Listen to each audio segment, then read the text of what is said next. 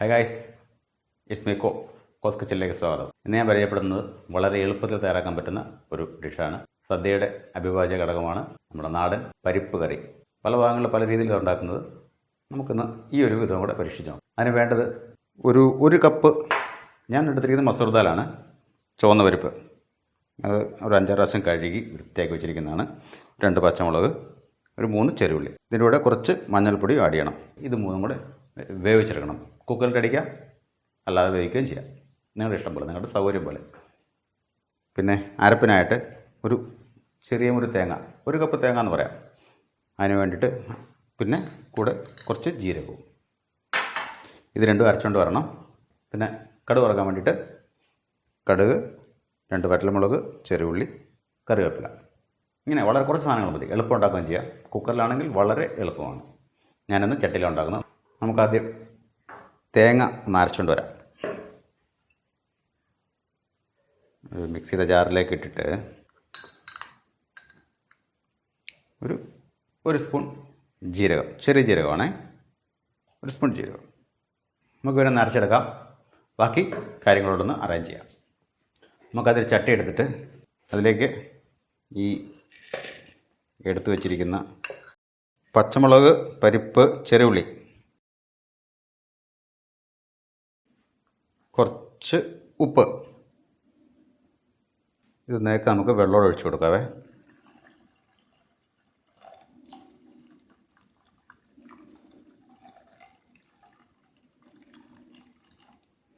ഒരു കപ്പ് വെള്ളം ഒഴിച്ച് നേക്ക് വെള്ളം ഒഴിച്ച് നമുക്ക് വേവിച്ചെടുക്കാം. നമുക്ക് ആദ്യം സ്റ്റൗ കത്തിക്കാം.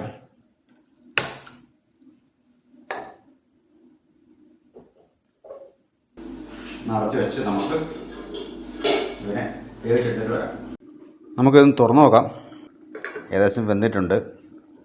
നമ്മളൊരു സാധനം ആഡ് ചെയ്യാൻ വിട്ടുപോയിരുന്നു കേട്ടോ. മഞ്ഞൾപ്പൊടി കുറച്ച് മതി.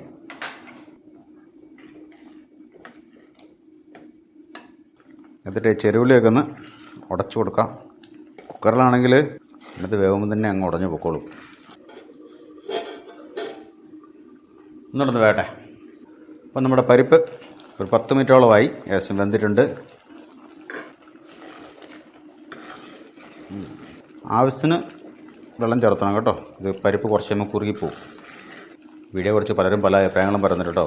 അത് ക്യാമറ പൊസിഷനും ചേരുവകളും ഒക്കെ എല്ലാം സ്വാഗതം ചെയ്യുന്നു. നമ്മൾ പല നാട്ടിൽ നടന്ന് പല രീതിയിൽ പാചകം പഠിച്ച കാരണമേ എല്ലാം കൂടെ മിക്സ് ചെയ്തൊരു ടേസ്റ്റാണ് നമ്മൾ ഉണ്ടാക്കുന്നത്. നമ്മുടെ കണ്ണൂരല്ല, നമ്മുടെ കോട്ടയമല്ല, നമ്മുടെ കൊല്ലമല്ല, പല ഭാഗത്തെ പ്രവാസത്തിൻ്റെ ബാക്കിയാണത്. അപ്പോൾ നമുക്കിതിലേക്ക് നമ്മുടെ അരപ്പ് ചേർത്ത് കൊടുക്കാം. ആ തേങ്ങയും ജീരകവും കൂടെ നല്ലപോലെ അരച്ചെടുത്തിട്ടുണ്ട്. നമുക്കിതിലേക്ക് ആഡ് ചെയ്യാം. കുറച്ച് വെള്ളം കൂടെ ആഡ് ചെയ്ത്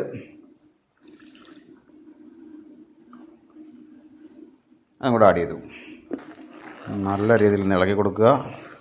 പരിപ്പും ഇച്ചിരി നെയ്യും ഒരു പപ്പടവും കൂടെ നല്ല കോമ്പിനേഷനാണ്. ഇപ്പം നമ്മുടെ പരിപ്പ് റെഡിയാണ്. ഒന്ന് തിളച്ച് വന്നോട്ടെ, എന്നിട്ട് നമുക്ക് കടുക് വറക്കാം. ഏകദേശം തിളയ്ക്കുന്നുണ്ട്. ഇവരോട് തിളക്കട്ടെ. നമുക്ക് അന്നേരം ഇതിൽ കടുക് വറുത്തെടുക്കാം. കുറച്ച് വെളിച്ചെണ്ണ ഒഴിച്ചു കൊടുക്കാം. വെളിച്ചെണ്ണ ചൂടായി കഴിഞ്ഞിട്ട് വേണം നമുക്ക് കടുക് ആഡ് ചെയ്യാൻ. ഇപ്പം നമ്മുടെ എണ്ണ ചൂടായിട്ടുണ്ട്. കടുക് പൊട്ടി അതിലേക്ക് നമുക്ക് ചെറുള്ളി,